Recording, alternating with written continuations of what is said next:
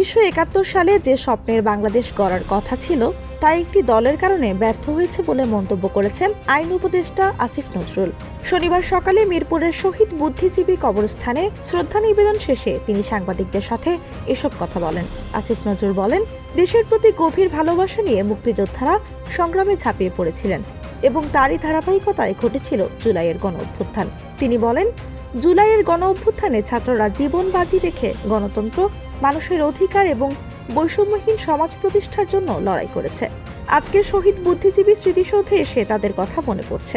আইন উপদেষ্টা আরও বলেন, 1971 সালে বহু মানুষের, বহু শহীদের আত্মত্যাগের পরও আমরা স্বপ্নের বাংলাদেশ করতে ব্যর্থ হয়েছিলাম, এক ধরনের মানসিকতার জন্য, একটা দলের ব্যর্থতার জন্য। তিনি আশা প্রকাশ করেন সেই ব্যর্থতার পুনরাবৃত্তি যেন না ঘটে।